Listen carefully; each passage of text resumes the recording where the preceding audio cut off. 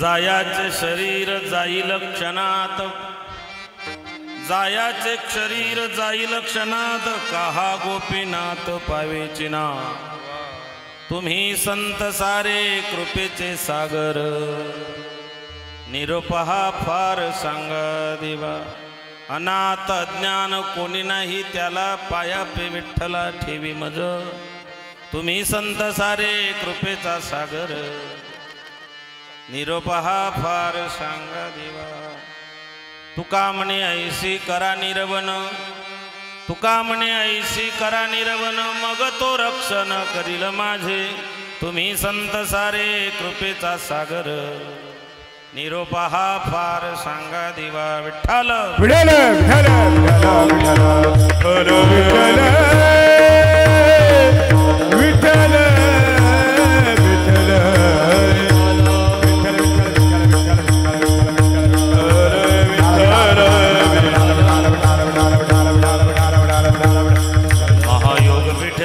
भीमरथ्यं पुंडरीकाय दातुं मुनीन्द्रहे। समागत्य तिष्ठन्तमानन्द कंदं परब्रह्मलिंगं भजे पाण्डुरंगं। अलंकापुरी रम्य सिंहासनस्थं पदं भुजतेजं स्फुरदिक् प्रदेशं। विधीन्द्रादिदेव सदा स्तूयमानं, समाधिस्थ्यमूर्ति भजे ज्ञानदेवं। समाधिस्थ्यमूर्ति भजे ज्ञानदेवं, समाधिस्थ्यमूर्ति भजे ज्ञानदेवं। जयांचे केली स्मरण होय सकल विद्येचे अधिकरण, तेचे बंधु श्री चरण श्री गुरुंची नमस्कारोनी आता। ओम नमो जाद्यवेद प्रतिपद्ये जय जय स्वसंवेद्यात्मरूपा। देवा तूच गणेशु सकलार्थमती प्रकाशु, मनी निवृत्तिदा स्ववधारी। पांडुरंगा करू प्रथम नमन, पांडुरंगा करू प्रथम नमन, पांडुरंगा करू प्रथम नमन, पांडुरंगा करू प्रथम नमन। दुसरे चरण संताची दुसरे ज्यांच्या कृपादाने कथेचा विस्तार, कृपादाने कथेचा विस्तार, कृपादाने कथेचा विस्तार, कृपादाने कथेचा विस्तार। बाबाजी सद्गुरुदास तुका, बाबाजी सद्गुरुदास तुका, बाबाजी सद्गुरुदास तुका। पांडुरंगा करू प्रथम नमन, दुसरे चरण संताची त्यांच्या कृपादाने कथेचा विस्तार। बाबाजी सद्गुरुदास तुका। ओम नमो ज्ञानेश्वरा, ओम नमो ज्ञानेश्वरा, ओम नमो ज्ञानेश्वरा, ओम नमो ज्ञानेश्वरा, ओम नमो ज्ञानेश्वरा, ओम नमो ज्ञानेश्वरा।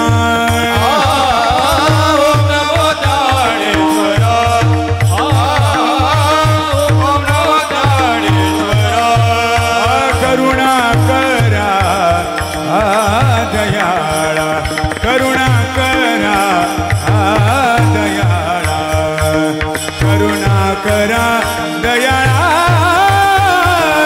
तुझा अनुग्रह लादलो,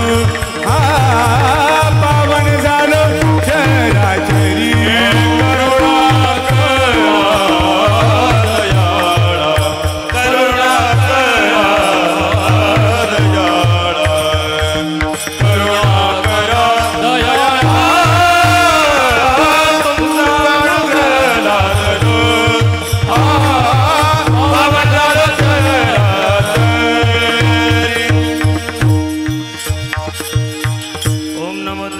करुणा करा दयाळा, तुमचा अनुग्रह लादलो, पावन झालो चराचर। मी कळा कुचरे काहीच नाही बोलतो, नदी बायू काय काय मस्तक ही पायावर या बारकरी संतांच्या प्रतिवर्षी पंढरपुराचं दर्शनामाद्वार हरी भेटी। नमो ज्ञानेश्वरा, नमो ज्ञानेश्वरा, निवृत्ती उदारा सोपान देवा। मुक्ताबाई नमो त्रिभुवन पावनी, आदत्रय जननी देवाची। करारविंदेन पदारविंद, मुखारविंदे विनमेशयन्तम्। वटस्य पत्रस्य पुटे शयानं, बालमुकुन्द मनसा स्मरामि। भजव्रजेकमण्डनं समस्तपापखण्डनं, स्वभक्तचित्तरञ्जनं सदैव नन्दनन्दनं। स्पिच्छकुच्छमस्तकं सुनादवेणुहस्तकम्, अनङ्गरङ्गसागरं नमामि कृष्णनागरं, नमामि कृष्णनागरं, नमामि कृष्णनागरं। लोकाभिराममृणनङ्गधीरं, राजीवनेत्रं रघुवंशनाथं, कारुण्यरूपं करुणाकरन्तं श्रीरामचन्द्रं शरणं प्रपद्ये। वचन ऐका कमळापती माझी, रंगाची विनंती कर जळू तुका ते काळी आपण असावी जवळी। घ्यावी माझी भागद्र कामा केला आणि तू काय बंद म्हणते सभेत गती राखावं कर जोडतो कधी गाडी आपण सभेत सेवे लागे सेवेक झालो तुमच्या लागलो निश्चरणा हो स्वामी तू या देवा यावर नकरा बाबी कैवल्याचा पुतळा प्रकटला पुतळा चेतनाचा जिवाळा ज्ञानोबा माझा साधकाचा मायबाप दर्शनाचे तापसर बाबूजी सुखरूप ज्ञानोबा माझा धन्य धन्य मुक्ताबाई तुमचे चरणी माझे डुई माझा किला अंगीकार दाखविला परात्पर आदत्रय चरणी मुक्ताबाई माते कृपा करी वरद हस्ते माझवरी आदिनाथ अनुग्रह नाथासी दिदला नाथ्यास्त ठेविला मस्तकी तुमच्या जायाचे शरीर जाईल क्षणात काहा गोपीनाथ पावेची ना तुम्ही संत सारे कृपेचे सागर निरोप हा फार सांगा दिवा प्रस्तुत प्राप्त स्थळी प्राप्त प्रसंगी अखिल कोट ब्रह्मांड नायक भगवान पांडुरंगाच्या पंढरीशाच्या चरणारविंद स्वयंमध्ये समर्पित करण्यासाठी निवडलेला अभंग जगद्गुरु कळकळीत वैराग्य प्रतिपादन करणारे सध्या वैकुंठाला गेलेले वारकरी संप्रदायाचा कळत झाले देऊचे सुप्रसिद्ध विश्ववंदनीय जगद्गुरु तुकोबाराय भक्तिज्ञान वैराग्याचा त्रिवेणी संघ महाराष्ट्राचे जनक छत्रपती शिवरायांचे गुरु देवमान्य संतमान्य जगमान्य जगद्गुरु असणारे साधकाचा मायबाप चिंतकाचा चिंतामणी अलंकापूर निवासी कैवल्य साम्राज्य चक्रवर्ती माऊली ज्ञानोबा यांना सुद्धा प्रिय असणारे ज्ञानेश्वरीय साधू देहूचे श्रीमंत संत जगद्गुरु तुकोबाराय यांचा हा 4 चरणाचा उपदेशपर प्रकरणातील अभंग आपल्या सेवेसाठी या ठिकाणी म्हणून दाखवलेला आहे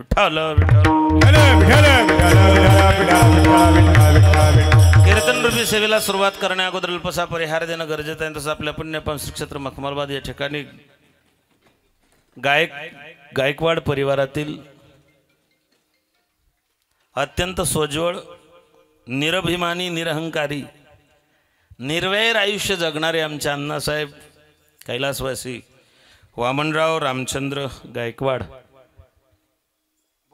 हे आपल्यातून निघून गेलेत आणि त्यांच्या प्रथम वर्ष श्राद्धानिमित्ताने या ठिकाणी समस्त गायकवाड परिवाराने हा कार्यक्रम आयोजित केलेला आहे। या घराशी या कुटुंबाशी माझा गेल्या 2008 ते 2025 17-18 वर्षाचा संबंध या परिवाराशी आहे। संबंध असण्यापेक्षा मी या परिवाराचा एक घटक एक सदस्य असं म्हणायला हरकत नाही। आठवड्यातून एक दिवस तरी मी या घरी मुक्कामी असतो। त्याच्यामुळे मी या घराची या कुटुंबाशी अत्यंत जवळची नाळ या कुटुंबाशी जोडल्या गेलेली आहे। 2008 पासून आमचे दाजी वामनरावांचे अण्णासाहेबांचे मोठे बंधू त्यांच्या पश्चात भला मोठा या ठिकाणी हा परिवार आहे।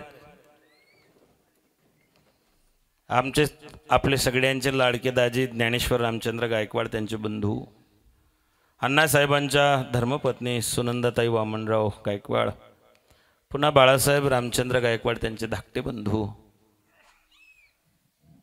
त्यांच्या भाऊजाई वैशालीताई बाळासाहेब गायकवाड अण्णासाहेबांचे सुपुत्र धीरज वामनराव गायकवाड त्यांच्या सुनबाई पूनमताई धीरज गायकवाड अण्णासाहेबांची सुकन्या कांचनताई मोहन सोनवणे अण्णांचे पुतणे समाधान भाऊ ज्ञानेश्वर गायकवाड त्यांच्या धर्मपत्नी गायत्रीताई समाधान गायकवाड प्रशालीताई गणेश वाकचौरे शुभांगीताई राकेश ढोले आमचा प्रफुल्ल बाळासाहेब गायकवाड त्यांचे पुतणे आहेत अनुष्काताई बाळूसाहेब गायकवाड श्रेया बाळासाहेब गायकवाड संग्राम समाधान गायकवाड राजवीर धीरज गायकवाड हा भला मोठा परिवार आहे। या परिवारावरती प्रेम करणारे इष्टमित्र गणगोत्र सगळे सोयरे राजकीय सामाजिक सांस्कृतिक धार्मिक क्षेत्रातले मान्यवर या ठिकाणी उपस्थित आहेत। या कार्यक्रमाचं सगळं मार्गदर्शन मातुलेश्वर भजनी मंडळ आणि मखमलाबाद भजनी मंडळ या भजनी मंडळाच्या माध्यमातून या ठिकाणी या कार्यक्रमाचं सगळं मार्गदर्शन आणि खास करून आमचे सीताराम भाऊ पिंगळे भाऊंच्या मार्गदर्शनात हा कार्यक्रम संपन्न होत आहे। ताल महर्षी आमची कन्या ज्ञानेश्वरीताई पिंगळे महाराष्ट्राच्या वारकरी परंपरेतलं हे अनमोल रत्न आहे। या कार्यक्रमाची शोभा ज्यांच्यामुळे आज वाढली आहे श्री हरिभक्तीपरायण गान गांधर्व भास्करजी महाराज चाटोरीवरतून आलेले महाराज अमोलराव महाराज वारकरी संप्रदायाचं अनमोल रत्न गानगंधर्व भजन सम्राट, आपल्या परिसराचं जिल्ह्याचं वैभव, मा शारदेची कृपा ज्यांच्यावरती आहे ते तुमचे माझे सगळ्यांचे लाडके श्री हरिभक्तीपरायण रोहिदास गुरुजी महाराजांची उपस्थिती या कार्यक्रमाला आहे. परिसरातून पंचक्रोशीतून आलेली भजनी मंडळी, इष्टमित्र, गणगोत्र सगळे आपण या ठिकाणी. साऊंड सिस्टीम आमची अत्यंत गोडे, काळूबाळू. निखिल तुमच्या सगळ्यापर्यंत आणि सगळ्या महाराष्ट्रापर्यंत हे कीर्तन पोहोचवण्याचा प्रयत्न करणार आहेत. खरं तर या कुटुंबावरती एकामागून एक असे अनेक आघात झालेच. हालाखीच्या परिस्थितीतून जीवन जगत असताना वडिलांनी जो संघर्ष केला, संघर्षातून या कुटुंबाला घडवलं, समाजामध्ये स्थिरता, समाजामध्ये एक नाव, एक ओळख वडिलांनी प्राप्त करून दिली.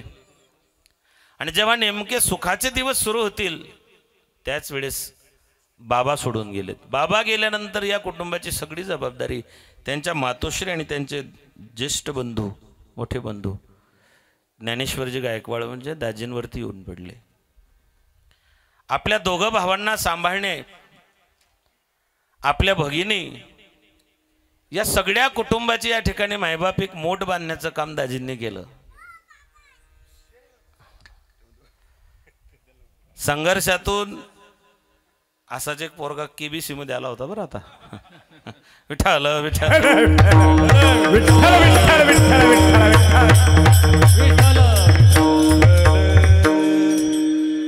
त्याने तर बिग बीला हैराण करून टाकलं. लेकरा अवघड आहे, हे लेकर एकदम ऍडव्हान्स आहेत. अमिताभ बच्चनला सुद्धा बोलू दिले नाही त्याने. कल्पना करा, त्यांच्या समोर गेल्यावर किती मोठा ऍक्टर असला तरी तो शांत बसून त्याला त्या लेकराने चुप बसवलं. त्याला असं मला चुप करायचं मागे.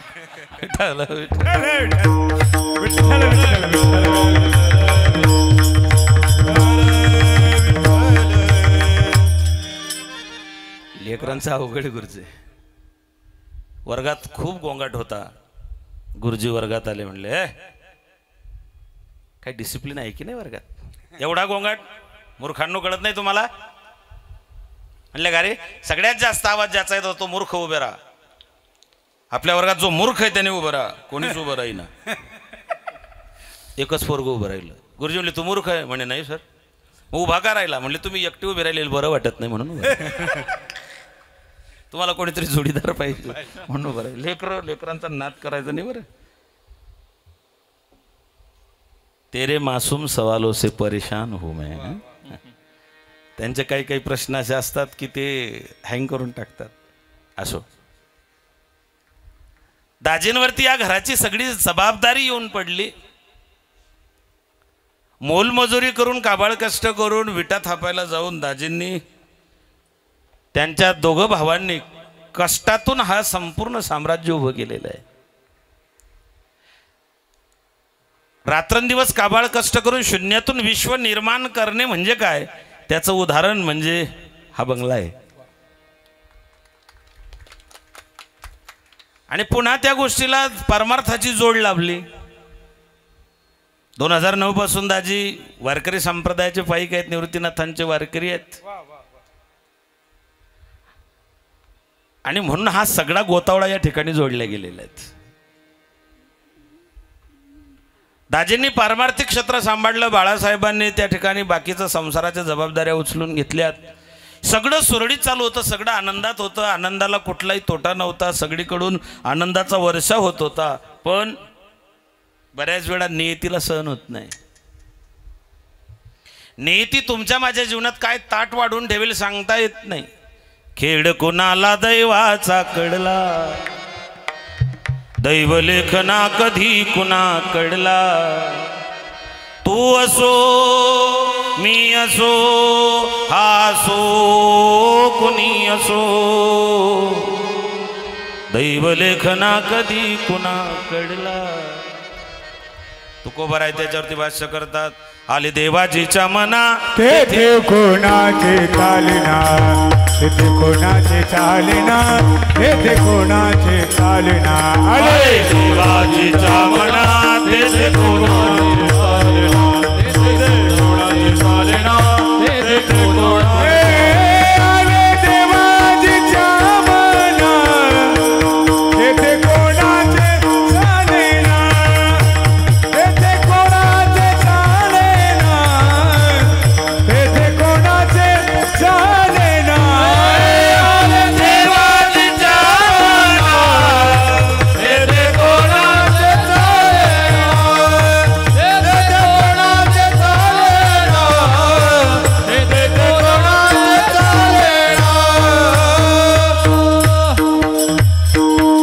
आले देवाजीच्या मनात येथे कोणाचे चालेना, हरिचंद्र तारा राणी वाहे डोंब्या घरी पाणी, पांडवांचा सहाय्य करी राज्यावरून केला दुरी, तो का म्हणे उगेरा. जे बोलते सहज सहज. भागवतातले 3 वाक्य आहेत. भागवतकार सांगतायत जे होणार आहे ते होणारच आहे, जे होणार नाही ते कधीच होणार नाही, आणि जे होत आहे ती सगळी प्रभूची इच्छा आहे. जैशी स्थिती आहे आणि कवतुक आहे संचिताचे. संचित म्हणजे काय हो, आता तुम्ही जे शेतात टमाटे पेरलेले आहेत हे तुमचं क्रियामान आहे. गेल्या वर्षी जो गहू पेरला होता तो कापून घरात आणून ठेवला, हे तुमचं त्या ठिकाणी संचित आहे. आणि त्या गव्हापैकी तुम्ही जे काही दळून आणून आज चपात्या खाताय हे तुमचं प्रारब्ध आहे. महाराज म्हणता हा सगळा संचिताचा ठेव आहे. वडील गेले, वडिलांची जाणीव त्या ठिकाणी दाजींनी भरून काढली, ते दुःख विसरत नाही, सगळं स्थिरस्थावर झालं असं वाटत असताना सुखाच्या परमोच्च शिखरावरती हे कुटुंब असताना कोरोनासारखी महाभयंकर त्या ठिकाणी बिमारी आली, आणि त्या बिमारीने आमच्या ताईंना आमच्यातून ती उचलून घेऊन गेली.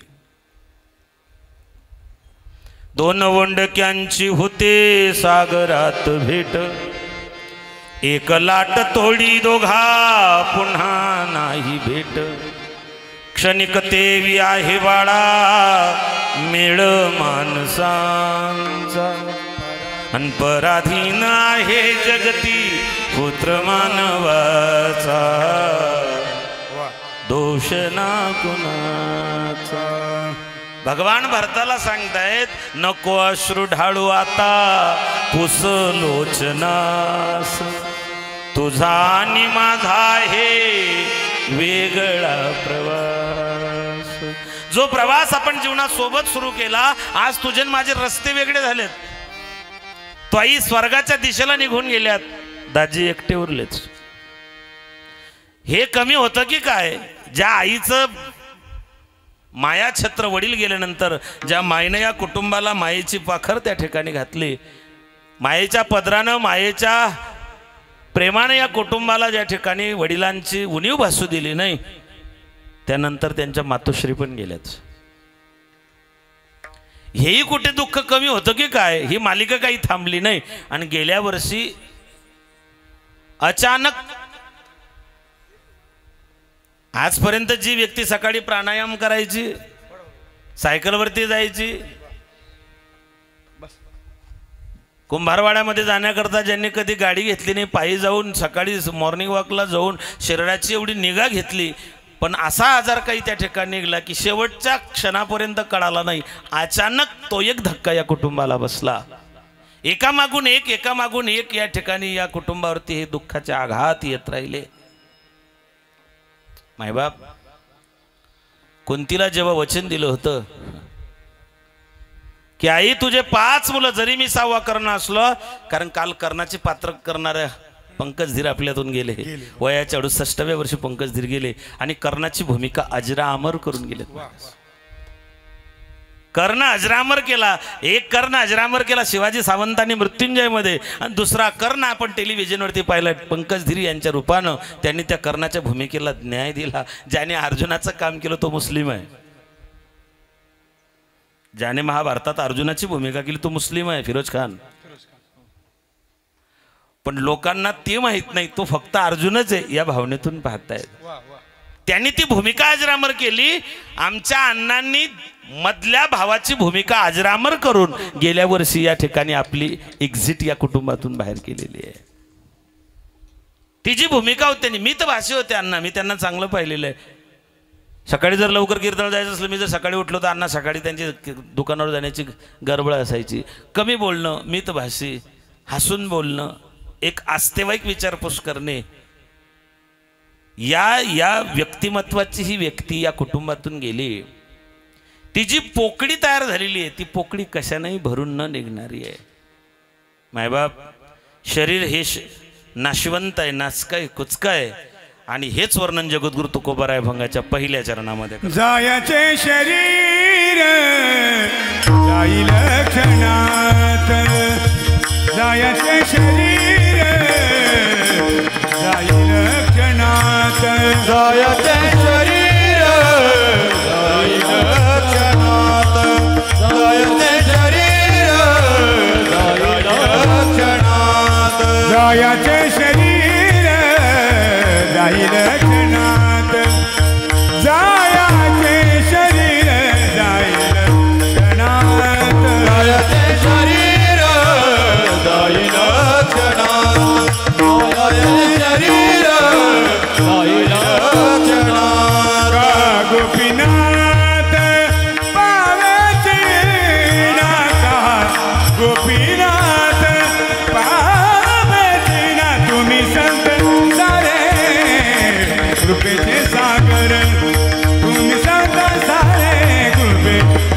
सागर का गोपीनाथ पावे जीना गोपीनाथ पावे जीना तुम्ही संत सारे तुम्ही ते सागर तुम्ही संत सारे तुम्ही ते सागर जायाचे शरीर जाईल क्षणात काहा गोपीनाथ पावे जायाचे शरीर याचे दोन अर्थ होतात. जायाचे म्हणजे जाणार आहेत, जायाचेच आहेत. जसं याल तरी यारे लागेल, तुम्ही याल तुम्हाला यावं लागेल, याल तरी यावे लागेल.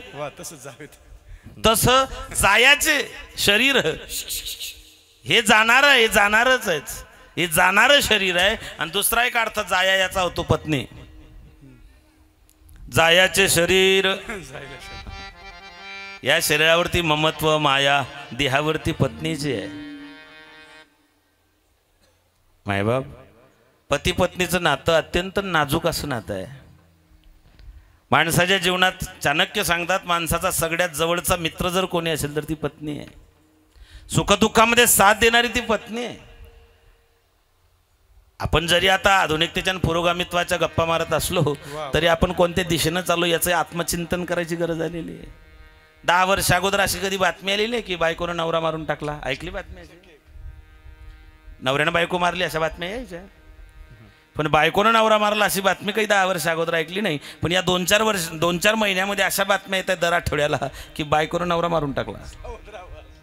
एका बाईंना पाण्याच्या ड्रम मध्ये नवरा टाकला आणि सिमेंट कॉन्क्रीटचा माल टाकला, बुजून टाकला. ते बातमी मी ऐकली, घरी गेलो घराचा ड्रम भंगारमध्ये विकला.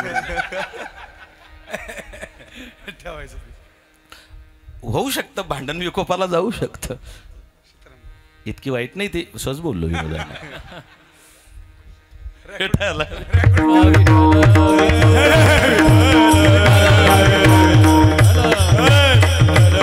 शरीर जायाचे ठेव, शरीर जायाचे ठेवणे म्हटलेले महाराजांनी एका ठिकाणी. या शरीरावरती पत्नीचा अधिकार आहे. मायबाप हे कुटुंब रामायणामधलं एक आदर्श कुटुंब आहे.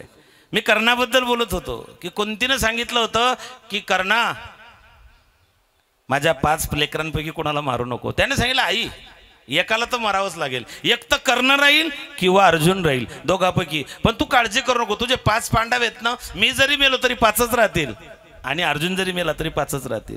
आणि मला असं वाटतं या कुटुंबाशी अत्यंत जवळचं नातं ज्यांनी निभावलं भावाचं. जरी अण्णा गेले, तुम्ही 3 भाऊ होते तरी तुम्ही अजून 3च आहे, कारण सोपान काका त्याच्यात अजून ऍड आहेच. भावासारखं या माणसाचं या कुटुंबाशी नातं आहे. अधूनमधून होतं थोडंसं आणि व्हायला पाहिजे, भांडणं पाहिजेत, अधूनमधून होतं ना. रामायणातलं एक आदर्श कुटुंब आहे. एक परंपरा अशी आहे की सत्यकर्ता भावाचं मुंडकं कापल्या जातं, बापाला जेलमध्ये टाकल्या जातं, बाप पाणी पाणी करून मरतो पण त्या बापाला पाणी दिलं जात नाही. शेवटी आग्र्याच्या किल्ल्यामध्ये शहाजहान जीव सोडतो, अशी एक परंपरा आहे. दारा शुको याचं मस्तक कापलं आणि मग आलमगीर हिंदुस्थानचा बादशाह बनला. एक परंपरा अशी आहे की सत्य करता भावाचं मस्तक कापून बापाला कैद खाण्यात टाकून सत्ता उपभोगणारी सत्ता पिपासू अशा काही परंपरा आपल्याला पाहायला मिळतात. आणि एक रामायणातली परंपरा आहे, 14 वर्ष अयोध्येच्या सिंहासनाला राजा नाही, सिंहासन फुटबॉल सारखं उडवलं जात आहे. एक भाऊ म्हणतोय की हे बापानं सांगितलं ना वनवासाला, त्याने त्या क्षणी त्या ठिकाणी त्या सिंहासनाचा त्याग केला. प्रभू रामचंद्र वनवासाला निघाले. आणि दुसरा भाऊ म्हणतो ज्येष्ठाचा अधिकार या सिंहासनावरती आहे, मी या सिंहासनावरती बसू शकत नाही. फुटबॉल सारखं लाथाडत राहिलेलं सिंहासन. एक परंपरा आमच्या धर्मग्रंथांची रामायणातली आहे. एक मला भेटला म्हणे, महाराज काय या पुराणिक गोष्टी पुराणातले वांगे घेऊन बसले म्हणे.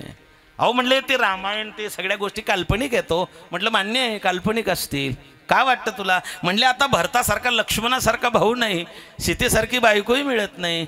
त्याला म्हटलं तुला कोणी सांगितलं की अजून भरतासारखे लक्ष्मणासारखे भाऊ नाही आणि सीतेसारखी बायको मिळत नाही? नाही म्हणे कुठे मिळतच नाही. त्याला म्हटलं तू राम बन, भरत लक्ष्मणासारखे भाऊ सापडतील. आधी तुला राम बनावं लागेल, तेव्हा तुला राम लक्ष्मणासारखे भरत शत्रुघ्नासारखे भाऊ तुला सापडतील. तुका म्हणे अंगे व्हावे ते आपण तरीच महिमा नाही. आधी राम व्हा. एक मला म्हणे महाराज कीर्तन किती वर्षापासून करता? म्हटलं 25 वर्षापासून. म्हटले मग ज्या ज्ञानोबारायांचं तुम्ही कौतुक सांगतात त्या ज्ञानोबारायांनी भिंत चालवली होती. त्याला म्हटलं मी पण चालवतो. म्हणे चालवून दाखवा. म्हटलं तू वाघावर बसून ये. तू वाघावर बसून ये, मी भिंत चालवतो. मला माहिती तो वाघावर बसत नाही.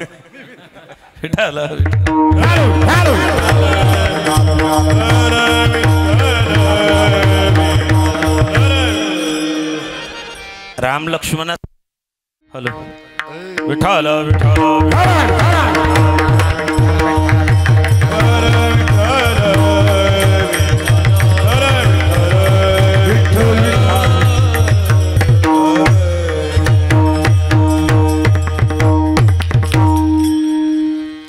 भावा भावामधलं प्रेम होऊन गेले. राम लक्ष्मण बंधू प्रेमाची देऊन शिकवण.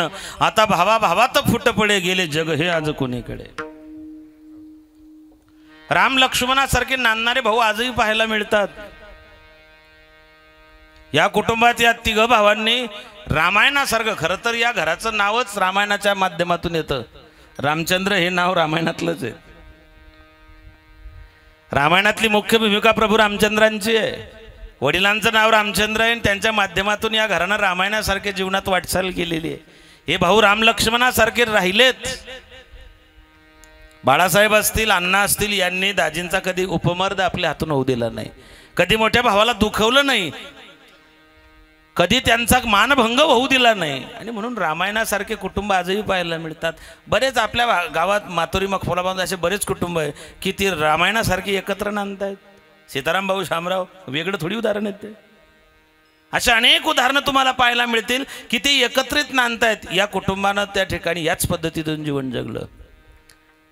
मी आमच्या मते गुरुजींना सांगत होतो की गुरुजी, या घरामध्ये एक सगळ्यात मोठी अडचण मला गेल्या 17 वर्षापासून एकच अडचण आहे. अजूनही बऱ्याच वेळा असं कन्फ्युजन होतं की नेमका हा मुलगा आणि ही मुलगी कोणाची अजून बी ओळखता येत नाही. कारण हा भावाचा आहे आणि हा माझा आहे. हा अपपर भाव या कुटुंबानं आजपर्यंत कधीच त्या ठिकाणी दाखवला नाही. परकेपणा आपल्या कुटुंबामध्ये कधीच दाखवू दिला नाही. ही सगळ्यात मोठी जमेची बाजू या कुटुंबाची आहे. भावाभावाचं प्रेम काय असतं. एक माणूस माझ्याकडे आला, म्हणे महाराज मला रामकथा ठेवायची तुमची. म्हटलं लय उत्साह आहे तुम्ही. म्हणले हो, माझा संकल्प होता. म्हणे महाराज तो संकल्प आज पूर्ण झाला, मला रामकथा ठेवायची आहे. म्हटलं काय संकल्प होता. म्हटले माझ्या भावाचं माझं बांधावरतून भांडण सुरू होतं. 15 वर्षापासून कोर्टात केस चालू होती. भावाच्या विरोधातला दावा मी जिंकलो, आता रामायण करायचं. ही विसंगती आहे. ही विसंगती जीवनामध्ये नसावी मायबाप. प्रभू रामचंद्र वनवासाला गेलेत. बापानं फक्त सांगितलं, खरं तर राजा दशरथानं सांगितलं होतं की रामा, तू सर्वोच्च सेनापती आहे, तुला अयोध्येच्या सरसेनापतीचं पद आहे. तू एक काम कर, तू मला कैद कर. मला कैद कर, जेलमध्ये टाक, तुरुंगात टाक, तू राजा बन. म्हणजे मी बायकोला दिलेला शब्द तोही पूर्ण होईल आणि तू वनवासाला जाणार नाही, हेही आपलं त्या ठिकाणी व्यवस्थित होईल. लक्ष्मणाने सांगितलं बरोबर आहे. बाबा सांगतात तेच बरोबर आहे. दादा तू बाबांना कैद कर, मी तुझ्या पाठीशी आहे. कोण आडवा आहे तो त्याला पाहतो. भगवंतानं शांतपणे सांगितलं, लक्ष्मणा, बाप म्हातारा झाला, जर्जर झाला, रोगी असला, निर्धन असला तरी बापाचा मुलावरती पूर्ण अधिकार असतो. आणि तू कुणाच्या विरोधात मला शस्त्र उचलायला सांगतोय? ज्याने उभा आयुष्य रघुकुल रीत सदा चलिया प्राण जाए पर भजन न जाए. राम सिया राम सिया राम जय जय राम. राम सिया राम जय जय. कोणाच्या विरुद्ध बाण उचलायला सांगतो? लक्ष्मणा, ज्या माझ्या बापानं आयुष्यभर सत्यावरती वाटचाल केली. रघुकुल रीत सदा चलिया प्राण जाय पर वचन जाई. आणि कुणाच्या विरुद्ध शस्त्र धरून? माझ्या भावाच्या भरताच्या. अरे ज्याचा अधिकार इतका मोठा आहे, त्याचं चारित्र्य इतकं शुद्ध आहे, भावाने भावाच्या समोर कधी शस्त्र घेऊन जाऊ नये. भावाने भावाच्या समोर कधीच त्या ठिकाणी वाद घालू नये। 3 चीजें भाई भाई को दुश्मन बना देती है, जर जोरू और जमीन। नेपाल जैसे रास्ते नहीं मगर घाटियां डरा देती है, नेपाल जैसे रास्ते नहीं मगर घाटियां डरा देती है, भाई भाई जैसा प्यार नहीं मगर भाभियां लढा देती है। तुम्ही 3 भाऊ एकत्रित राहिले राम लक्ष्मणासारखे, याचं सगळ्यात मोठं श्रेय जर कोणाला जात असेल तर ते तुमच्या धर्मपत्न्यांना जातं की त्यांनी हे कुटुंब टिकवून ठेवलं। हेवा दावा द्वेष मत्सर या कुटुंबात कधी पाहायला मिळालं नाही। मायबाप भावाभावाचं प्रेम काय पाहिजे असतं। रामायणातलं एक उदाहरण सांगतो। प्रभू रामचंद्र भरद्वाज मुनींच्या आश्रमामध्ये गेले। भरद्वाज मुनींच्या आश्रमातून भगवान चित्रकूटावरती गेले आणि भरत जेव्हा आजोळवरतून घरी आले, मामाच्या गावावरतून घरी आले आणि हे राज्य माझ्या भावाचं आहे, माझ्या मोठ्या दादांचं आहे हे सांगून भरतजी जेव्हा निघाले, गुहक नावाचा जो राजा भेटला त्यांना शृंगवेरपूरला आणि नंतर मग काठावरती त्या केवटाची भेट झाली। भरद्वाज मुनीच्या आश्रमामध्ये भरत आलेच। तत्पूर्वी भगवान जेव्हा चित्रकूटावरती गेले, रस्त्यानं काटे होते, पायात काटे बोचत होते, पायाला काट्याने रक्तबंबाळ केलेलं होतं। रक्तबंबाळ अवस्थेत भगवान वाटचाल करत होते आणि मग ते चालत असताना त्या वनाची वनदेवी प्रसन्न झाली। ती हात जोडून प्रसन्न होऊन भगवंताच्या समोर उभी राहिली आणि सांगितलं, प्रभू तुम्ही माझ्या या वाटिकेत आलेले, तुम्ही माझ्या परिसरात आलेले, तुम्ही माझ्या क्षेत्रात आलेले, तुमची सेवा करण्याची संधी मला प्राप्त करून द्या। भगवंतानं सांगितलं मी वनवासी आहे, त्याच्यामुळे सेवेचा काही प्रश्न येत नाही, पण तुला जर सेवा करायचीच असेल, मी ज्या रस्त्यानं आलो त्या रस्त्यानं काटे खूप आहेत, कंटक खूप आहे, तेवढे ते काटे त्या ठिकाणी साफ कर। तिने विचारलं, प्रभू तुम्ही तर आता या रस्त्यावरतून निघून गेलेले आहेत? म्हणले नाही, माझा एक बावरा भाऊ आहे, माझा एक वेडपट भाऊ आहे, माझं त्याचं माझ्यावरती खूप प्रेम आहे, तो मला शोधत शोधत चित्रकूटावरती नक्की येईल। आणि मग वनदेवीने सांगितलं, देवा तुमचा भाऊ येतोय म्हणून तो रस्ता तुम्ही साफ करायला सांगतायत, काटे उचलायला सांगतायत? म्हणले नाही। म्हणले तो इतका नाजूक आहे की त्याच्या पाय तो, तुम्ही तर सांगता तो योद्धा आहे, सेनापती आहे, आणि योद्धा असणारा माणूस काट्यांना घाबरतोय? भगवंतानं सांगितलं तो तर इतका शूर आहे, त्याच्या छातीवर जर इंद्राचं वज्र आदळलं तर त्या इंद्राच्या वज्राचे तुकडे होतील, तो इतका त्या ठिकाणी बलाढ्य सेनापती आहे। पण म्हणले मग तुम्ही सांगतात की त्या रस्त्यातले काटे उचलून घ्या, त्यांचे पाय इतके कोमल आहे, नाजूक आहे, सुकुमार आहे। भगवंताने सांगितलं नाही, त्या रस्त्यानं येताना एक जरी काटा त्याच्या पायात बोचला तर त्याच्या डोळ्याला धारा लागतील की माझ्यामुळे माझ्या भावाला या काट्यांवरतून चालत जावं लागलं, याचं वाईट भरताला वाटेल। म्हणून वनदेवीला सांगितलं तो रस्ता साफ करून ठेव। असे भाऊ सापडणं मोठे आज भयानक, मी तर म्हणतो अल्लाउद्दीनचा चिराग घेऊन फिरले तरी सापडणार नाहीत। पण जगद्गुरु तुकोबाराय सांगता, हे सगळं प्रापंचिक जीवन जगत असताना हे शरीर जायाचे शरीर जाई लक्षणात, शरीराची होय माती, शरीराची होय माती, शरीराची होय माती, शरीराची होय माती, शरीराची होय माती, कोणी न सांगाती, कोणी न येती सांगाती, सारियावगी कामी कोटी, सारियावगी कामी कोटी, सारियावगी कामी कोटी।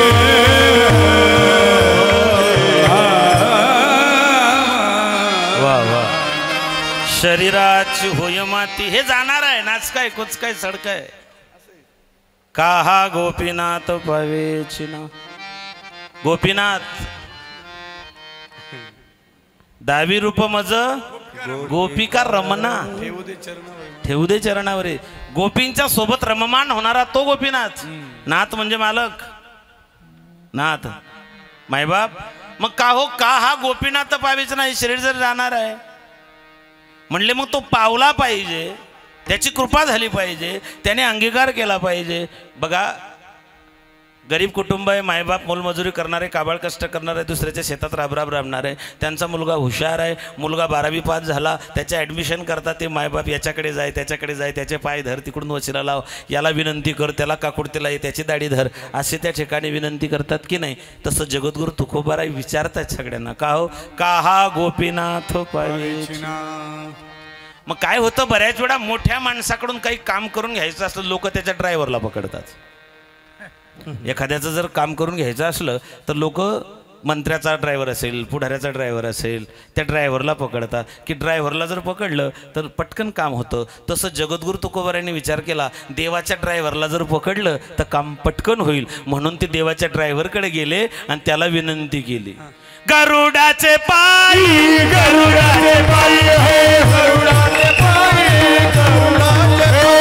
गरुडाचे पायी गरुडाचे पायी हा गरुडाचे पायी गरुडाचे पायी मेरा मेरा डोई मेरा मेरा डोई मेरा मेरा डोई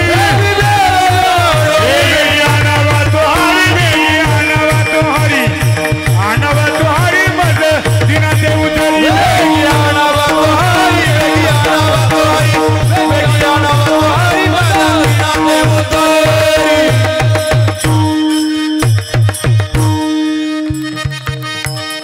का हा गोपीनाथ पावेचिना. ड्रायव्हरच पकडला देवाचा. गरुडाचे पायी ठेवी वेळ तुकोबारायांनी सांगितलं, गरुड महाराज तुम्ही देवाच्या खूप जवळचे, तो देवाचं वाहन आहेत तुम्ही, माझं एक छोटंसं काम करता का. गरुडानं सांगितलं, महाराज मालकाच्या कामात मी इंटरफेअर करत नाही.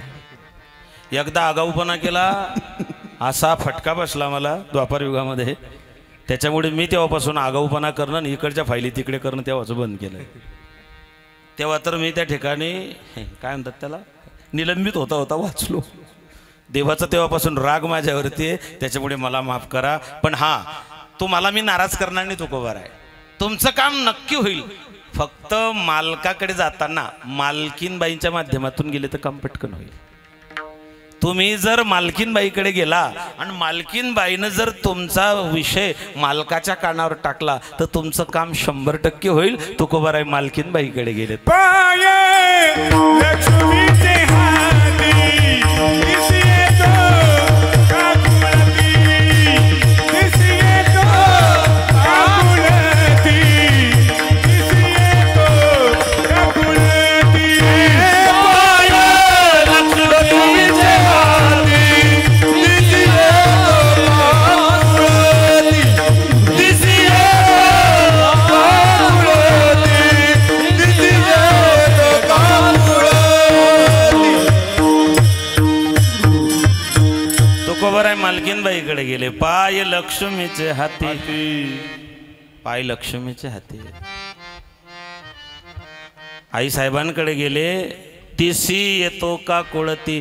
आई साहेब का हा गोपीनाथ पावेचे ना.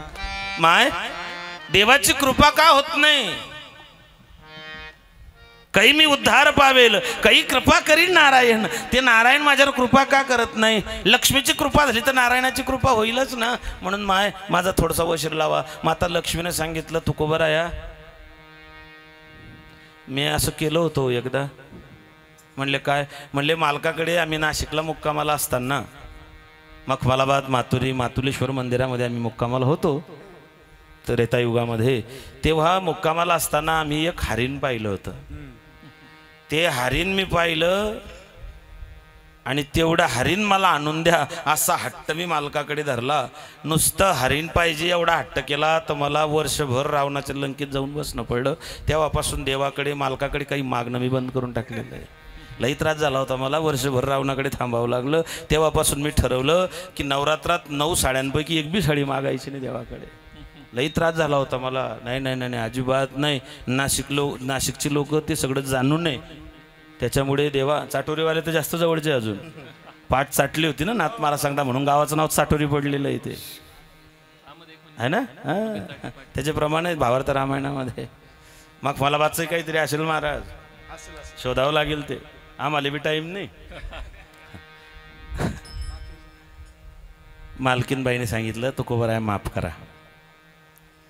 पण हा तुम्हाला मी नाराज करत नाही. देव ज्याच्यावरती झोपलेले आहे ना त्याला जर तुम्ही विनंती केली तर कदाचित तुमचं काम होईल. तुकोबराय शेषाकडे गेले. तुका म्हणे शेषा तुका म्हणे शेषा तुका म्हणे शेषा तुका म्हणे शेषा तुका म्हणे शेषा तुका म्हणे शेषा तुका म्हणे शेषा तुका म्हणे शेषा तुका म्हणे शेषा तुका म्हणे शेषा म्हणे शेषा जागे करा ऋषिकेशा जागे करा ऋषिकेशा बेगी आवा तो वेगी आवा तो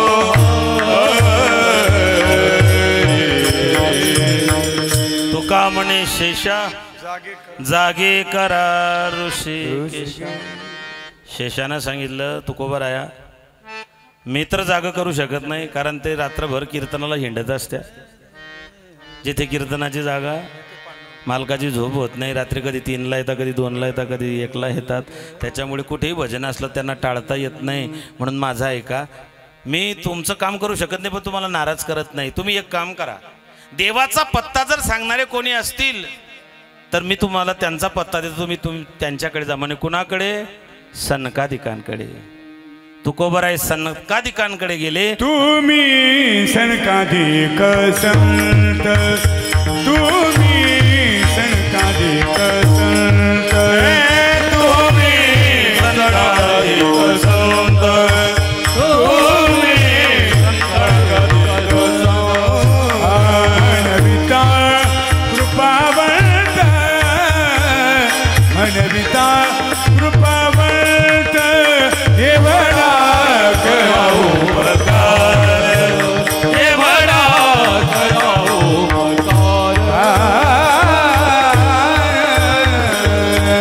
तुकोबराय सनकादिकांकडे गेले. का हा गोपीनाथ पावेची ना तुम्ही सनकादिक संत म्हणविता कृपावंत एवढा करा उपकार सांगा देवा नमस्कार. माझी भाकावी करुणा आणि विनवा पंढरीचा तुका म्हणे मजा आठवा आणि मूळ लवकरी पाठवा. सनकादिकाने सांगितलं आम्ही जरी भटकत असलो तरी तुम्ही एक काम करा, देवाचा पत्ता सांगणारे एकच आहे. तुम्ही त्र्यंबकेश्वरला जा.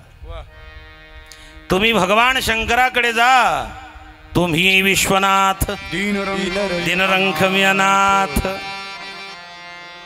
तुम्ही विश्वनाथ आहात. तुकोबराय भगवान शंकराकडे गेले आणि सांगितलं महादेवाला की देवा काहा गोपीनाथ पावेची ना. भगवान शंकरानं सांगितलं तुकोबराय बरं झालं तुम्ही माझ्याकडे आले. सध्या आम्ही सगळेजण एकाच आईच्या पोटी जन्माला आलेलो आहोत. आम्ही सध्या वेगळे नाहीत, आम्ही सगळे एका आईच्याच पोटी जन्माला आलेलो आहोत.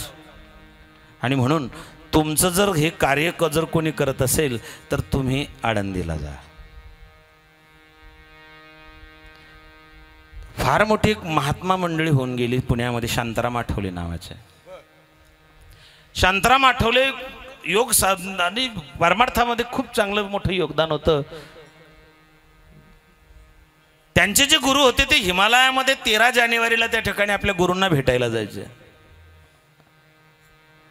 यांना ते सोबत घेऊन गेले. हिमालयामध्ये 300 वर्ष जगलेले एक योगी बसलेले, चांदीसारखी त्यांची कायात, सोन्यासारखे त्यांचे डोक्यावरचे केस आहेत, दैदिप्यमान चैतन्याचा पुतळा समोर बसलेला वाटत आहे. आणि मग यांनी सांगितलं तुम्ही गुफेच्या बाहेर थांबा, जरा ते तापट आहेत, त्यांना विचारतो की माझ्यासोबत एक सद्ग्रस्त आले, त्यांना येऊ द्यायचं की नाही. ते गेले. शांताराम आठवले यांचे जे गुरु होते त्यांनी त्या महात्म्याच्या चरणावरती डोकं टेकवलं आणि सांगितलं बाबा माझ्यासोबत एक सद्ग्रस्त पुण्याचे आलेले, पारमार्थिक आहेत, माळकरी आहे, धार्मिक आहे, त्यांना तुमच्या दर्शनाची इच्छा आहे, दर्शन द्याल का. घेऊन या. परवानगी मिळाली. ते सदग्रस्त गेले. 300 वर्ष जगलेले ते योगी त्यांनी समोर पाहिले. त्यांनी चरणावरती नतमस्तक झाले, नमस्कार केला, त्यांना कृतकृत झालो, इच्छा केली ते पावलो. परत फिरले आणि त्या योगीराज असणाऱ्या महात्म्यांनी विचारलं, म्हणले कुठून आलात. म्हणले पुण्याहून. त्या 300 वर्ष जगणाऱ्या योग्याने शांताराम आठवले यांना सांगितलं पुण्याहून जवळ आलात म्हणले हो. मग पुण्याच्या जवळ आळंदी आहे म्हणले हो. म्हणले आम्हाला जर काही अडचण आली तर आम्ही आमचे प्रॉब्लेम सॉल्व्ह करण्याकरता आळंदीला येतो, याच्या पुढे हिमालयात येऊ नका, तिथेच पुण्याहून आळंदीला जात जा, तुमचे सगळे प्रश्न तिथे सोडवले जातील. महादेवानं सांगितलं आळंदीला जा. आळंदीला जगद्गुरू तुकोबाराय गेलेत, ज्ञानोबारायांच्या चरणावरती डोकं टेकवलं आणि त्या ठिकाणी ज्ञानोबारायांकडे कैफियत मांडली. जायाचे शरीर जाई लक्षणात, काहा गोपीनाथ पावेची ना. ज्ञानोबाराया देवाची कृपा का होत नाही, शरीर नासकाय जाणार आहे. आणि म्हणले ते प्राप्त करून देण्याचं सामर्थ्य तुमच्याकडे, कारण तुम्ही कसे आहात अभंगाच्या दुसऱ्याच्या. तुम्ही संत सारे कृपेचे सागर, तुम्ही संत सारे कृपेचे सागर, तुम्ही संत सारे कृपेचे सागर, तुम्ही संत सारे कृपेचे सागर, तुम्ही संत सारे कृपेचे सागर, तुम्ही संत सारे कृपेचे सागर, तुम्ही संत सारे कृपेचे सागर, तुम्ही संत सारे कृपेचे सागर. निरूप आभार सांगा देवा, निरूप आभार सांगा देवा, तुम्ही संत सारे कृपेचे सागर, तुम्ही संत सारे कृपेचे सागर. निरूप आभार सांगा देवा, निरूप आभार सांगा देवा, तुम्ही संत सारे कृपेचे सागर, तुम्ही संत सारे कृपेचे सागर. देना तुकोबाराय सांगतात ज्ञानोबाराया तुम्ही संत सारे कृपेचे सागर, निरोप हा फार सांगा देवा. तुम्ही कृपेचे सागर आहे, कृपाळू सज्जन, कृपाळू उदार, तया नमस्कार. तुम्ही संत कृपाळू आहे, तुम्ही देवाकडे त्या ठिकाणी सांगा माझी पैरवी करा, माझी त्या ठिकाणी बाजू घ्या, कारण आता तुम्ही कृपावंत, आता तुम्ही कृपावंत.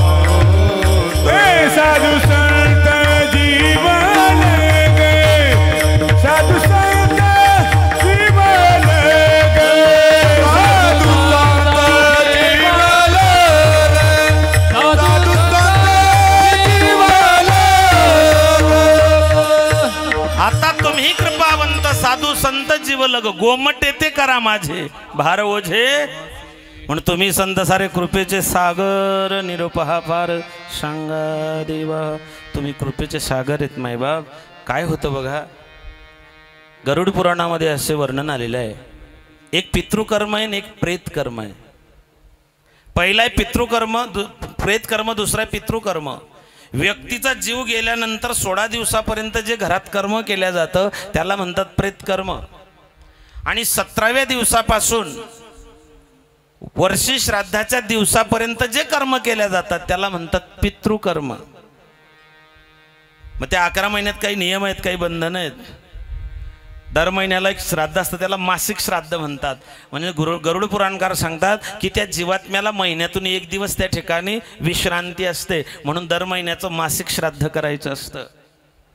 मग हा प्रवास सुरू झाला की हा वर्षी श्राद्धाच्या पुण्यस्मरणाच्या एक दिवस आधी, म्हणजे आज अण्णांचं पुण्यस्मरण आहे ना, काल संध्याकाळपर्यंत या जीवात्म्याचा प्रवास धर्मराजाच्या संयमनी नावाच्या नगरीपर्यंत होतो.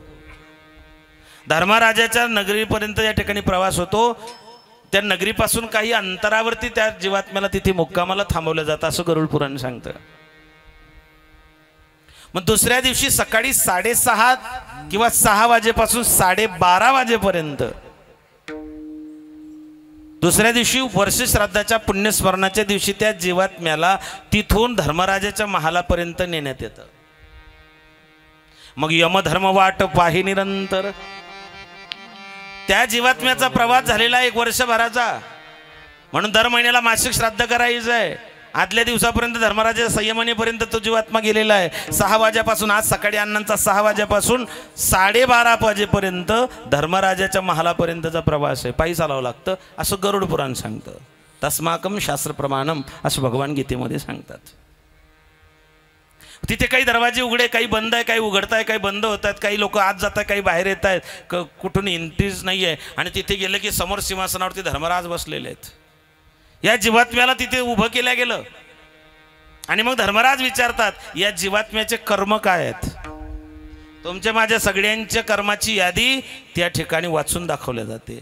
मग जेव्हा आरोप केल्या जातात, मग ते आरोप खरे आहेत का याच्यासाठी त्या ठिकाणी पुरावे लागतात. तुम्हाला मला सगळ्यांना पुरावे लागतील. पण लक्षात ठेवा, आपल्या विरोधात किती पुरावे गोळा केले बाकीच्यांनी, पण जर तुम्ही एकच निवृत्तीनाथांपासून तर पंढरपुरापर्यंत जर तुम्ही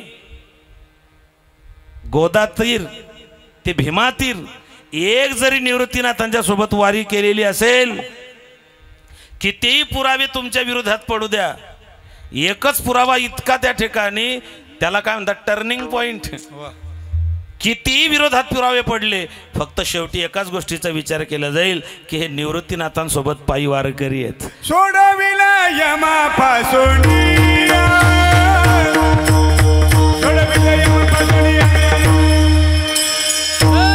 सोडविला यमापासून, सोडविला यमापासून,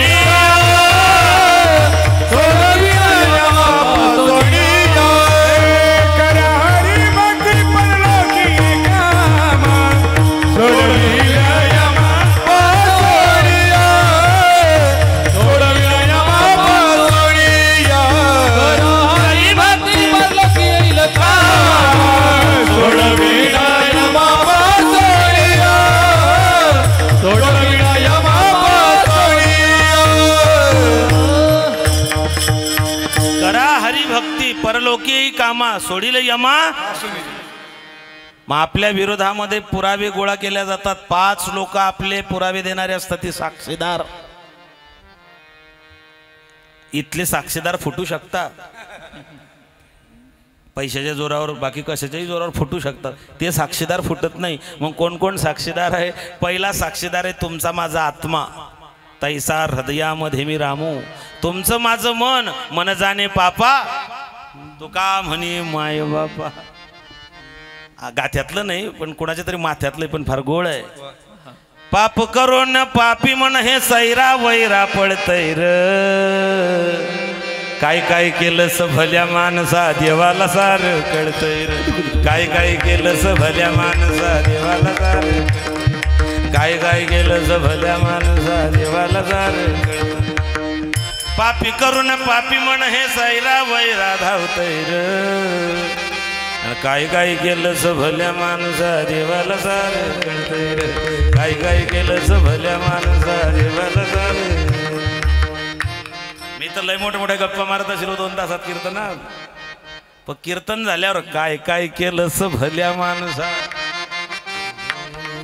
काय काय केलंस भोजे करा देवाला सार कळतैर. तुमच्याकडे नोंद नाही पण त्याच्याकडे नोंद आहे ना. तुमची नोंद निवृत्तीनाथ दादा घेणारे, आमची नोंद मुक्ताबाई घेणारे. आणि दादापेक्षा आई साहेब जरा तापट आहेत बरं. तुम्हाला तरी थोडंसं सॉफ्ट घेते निवृत्तीनाथ दादा, मुक्ताबाईकडे सॉफ्ट हा विषयच नाही, अजिबात नाही, बिलकुल नाही. पहिला आहे मन, अंतरात्मा. पहिला पुरावा मन देईल. म्हणून तुकोबाराय सांगता, धर्माची तो मूर्ती पाप पुण्य मज सोडवी दातारा. ते मन ग्वाही देणारे पहिला पुरावा. दुसरा पुरावा आहे धरती माता. कारण आपण जे जे कार्य केलं, चांगलं वाईट पाप पुण्य, हे सगळं धरतीवरती केलेलं आहे. दुसरी साक्षीदार धरती माता आहे. यमराज विचारतील धरती मातेला, हेने जे काही कर्म केलेलं आहे, पाप केलेलं आहे तुम्ही, ती म्हणली हो मी साक्षीदार होते बरं याला. तिसरा साक्षीदार आहे भगवान सूर्यनारायण. नारायणाला विचारलं जाईल की तुम्ही, म्हणले हो दिवसा याने काय केलं होतं मला माहिती आहे, याने काय लांड्या लाबाड्या केल्या मला सगळं माहिती आहे. मग काही लोक म्हणतील दिवसा आम्ही रात्री अंधारात केलेलं आहे.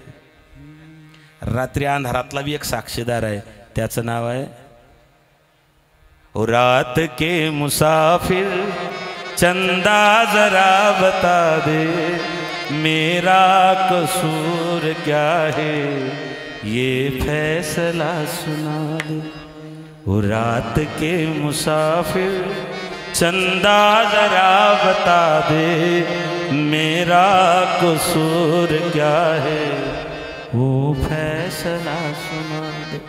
रात्रीचे आपल्याला असं वाटतं आपण रात्री दुसऱ्याचे द्राक्ष खोडून आणले, कोणी पाहिलं नाही. तो चंद्रमा होता ना तेव्हा. हा रात्री कोणाचे टमाटे तोडून आणले आपण रात्री. हा दिवसा जमलं नाही बा कीर्तनामुळे. रात्री जर कोणाचे तोडून आणले तर त्याचा साक्षीदार चंद्रमा आहे. आणि शेवटचा 5वा साक्षीदार आहे पार्वतीच्या बाळा. गणपती बाप्पा एक साक्षीदार आहे. हे 5 लोक साक्ष देणार आहे. धर्मराजाला यमराजाला सांगतील यांनी हे कर्म केलेलं आहे. आणि मग त्यावेळेस तो जीव त्या यमधर्मापुढे हात जोडून उभा राहील. माझ्या वतीनं 5 लोकांनी जरी साक्ष दिली तरी मला माझ्या वतीनं मला एक वकील द्यायचा आहे. आणि मग त्यावेळेस निवृत्तीनाथांची त्यावेळेस ज्ञानोबारायांची आपल्याला गरज भासेल. तुम्ही संत सारे कृपेचे सागर. तेव्हा निवृत्तीनाथ दादा सांगतील हे कीर्तन ऐकत होते, पंढरपूरची वारी करत होते, वारकऱ्यांना अन्नदान करत होते, यांनी परमार्थ केला, यांनी आयुष्यभर चिंतन केलं मायबाप. त्यावेळेस तुम्ही संत सारे कृपेचे सागर. निरोप हा फार सांगा देवा. तुम्ही संत कृपेचे सागर आहे ना, मग एवढा करा उपकार. सांगा देवा नमस्कार माझी भाकावी करुणा. आणि एवढं देवापर्यंत त्या ठिकाणी सांगा. मग म्हटलं का हो असं तुम्हाला सांगायची गरज का पडली. तुकोबाराय सांगतात मी कसा आहे अभंगाच्या 3ऱ्या. अनाथ ज्ञान कोणी नाही त्याला. अनाथ ज्ञान कोणी नाही त्याला. अनाथ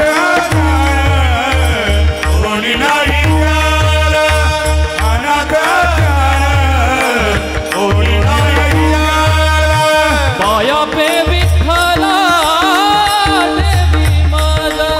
पाया पे विठ्ठला देवी माझा. तुम्ही संत सारे कृपेचे सागर. तुम्ही संत सारे कृपेचे सागर. पाया पे विठ्ठला देवी माझा. पाया पे विठ्ठला देवी माझा. तुम्ही संत सारे कृपेचे सागर. तुम्ही संत सारे कृपेचे सागर.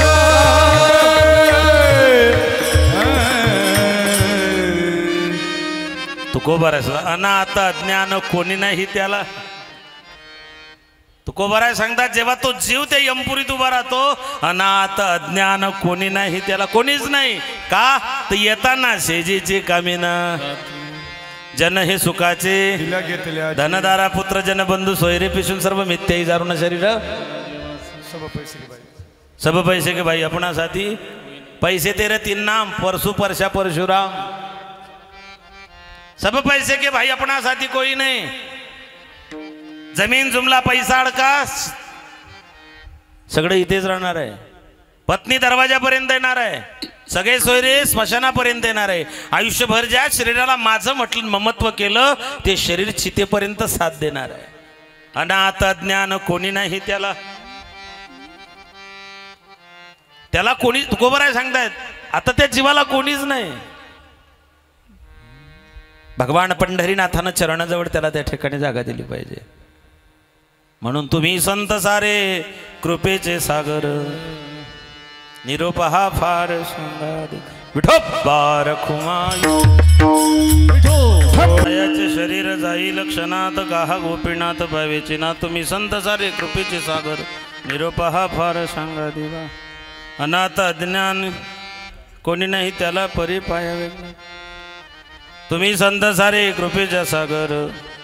निरोप हा फार सांगा देवा. तुका म्हणे ऐसी करा निर्वण मग तो रक्षण करील माझे. तुकोबाराय संतांना विनंती करताय तुका म्हणे ऐसी करा निर्वण. किंवा तुका म्हणे तुम्ही निरवल्यावरी मग मज हरी उपेक्षिना. मोठ्याचं जर समजा खासदाराचं मंत्र्याचं जर पत्र असलं सोबत शिफारस पत्र मग मज हरी उपेक्षिना. मोठ्याचं जर पत्र असलं वशिला मोठा असला तर त्या ठिकाणी ते काम टाळल्या जात नाही. तसं तुकोबाराय सांगतायत की हा जीवात्मा जेव्हा देवाकडे जाईल जो अनाथ आहे अज्ञानी आहे तुका म्हणे ऐसी करा निर्वण मग तो रक्षण करील माझे. मग परमात्मा माझं रक्षण करेल. तुम्ही संत सारे कृपेचे सागर निरोप हा फार सांगा दिवा. विठ्ठल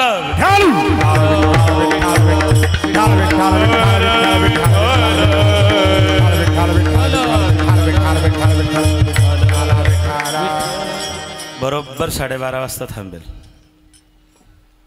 अजून 15 मिनिटं आहेत. थोडसा पुऱ्या व्हायला अजून थोडासा वेळ आहे, त्याच्यामुळे 15 मिनिटं आहेत. असं सांगलं तर ते व्यवस्थित नाही. वेळ आहे बा अजून आपला आहे ना, 15 मिनिटं वेळ आहे. आणि हे कीर्तन माझ्या घरचं आहे, त्याच्यामुळे काही विषय नाही. हे महत्वाचं आहे. विठ्ठल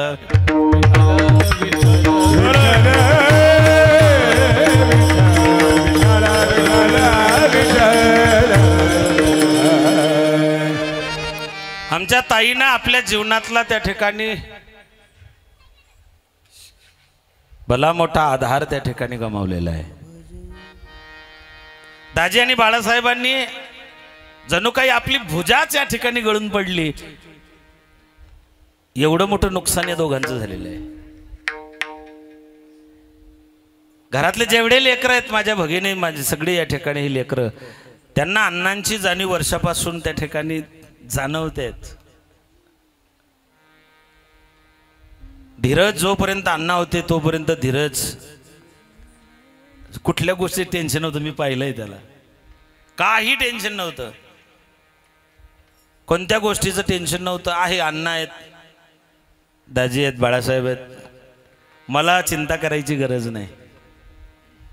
काय असतं बघा, अण्णा गेल्यानंतर जी जबाबदारी त्याच्यावरती येऊन पडली. मी ज्याला 8 वाजता उठताना पाहिलं, आता मी सकाळी 4ला जरी उठलो तरी धीरज तयार झालेला असतो. एक जबाबदारी जी अंगावरती खांद्यावरती येऊन पडली, आणि वडील गेल्यानंतर जी पोकळी तयार होते ना, ती कशानेच भरून निघत नाही. बाप तुमच्यासाठी कोणताही त्याग करायला तयार असतो. म्हणून ज्या दिवशी घरातून बाप जातो त्या दिवशी आपल्या डोक्यावरचा आधारवड कोसळून पडलेला असतो. म्हणून त्या बापाची आहे तोपर्यंत त्याची किंमत करा, आहे त्यांचा मान सन्मान राखा, आहे तोपर्यंत त्यांची सेवा करा. गेल्यानंतर आपल्या परंपरेनुसार त्यांच्या पश्चात अन्नदान, नामदान, ज्ञानदान जे गायकवाड परिवारानं आमच्या या त्यांच्या दोघं बंधू, त्यांच्या धर्मपत्नी, त्यांचे सुपुत्र, त्यांचे पुतणे, त्यांच्या पुतण्या या कुटुंबानं जे काही आमच्या अण्णांसाठी केलं, भगवान परमात्मा भगवान ज्ञानोबराय निवृत्तीनाथ दादा अण्णांना त्या ठिकाणी चिरशांती देऊ, आपल्या स्वरूपात त्या ठिकाणी विलीन करून घेऊ, त्यांचा पुढचा प्रवास सुखरूप सुखमय हो, असंच भगवान ज्ञानोबरांनी माझी माय मुक्ताबाईकडे मागणी मागतो आणि या ठिकाणी थांबतो. ज्ञानेश्वर माऊली ज्ञानेश्वर माऊली ज्ञानेश्वर माऊली ज्ञानेश्वर माऊली ज्ञानेश्वर माऊली ज्ञानेश्वर माऊली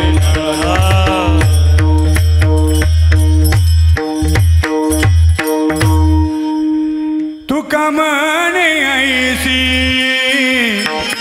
राणी रमण, तुका म्हणे ऐसी राणी रमण, तुका म्हणे ऐसी करानी रवण,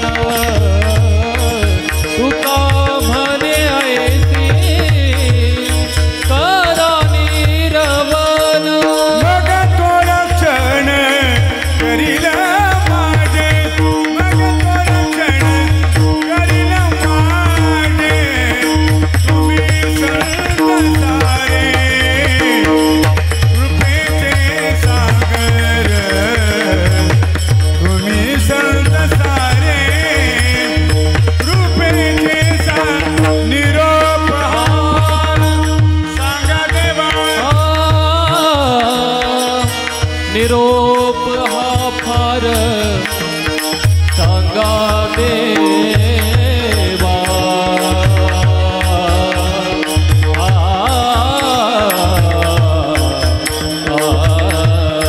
निरोप हा फार सांगा देवा, निरोप हा फार सांगा देवा.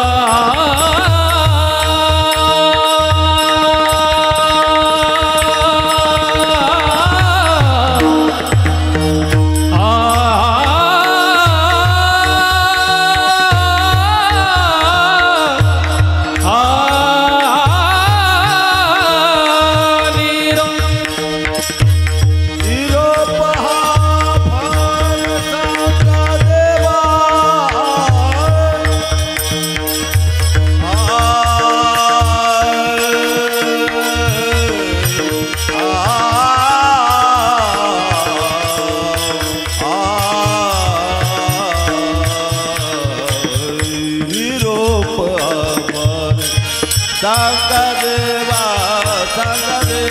निरोप हा फार निरोप हा फार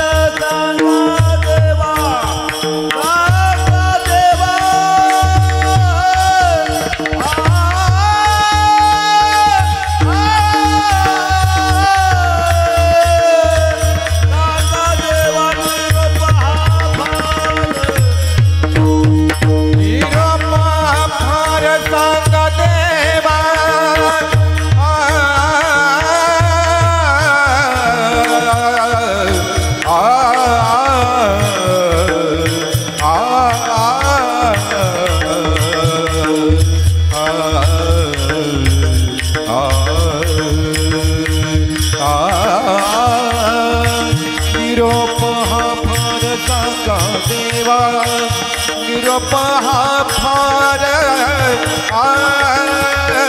सांगा देवा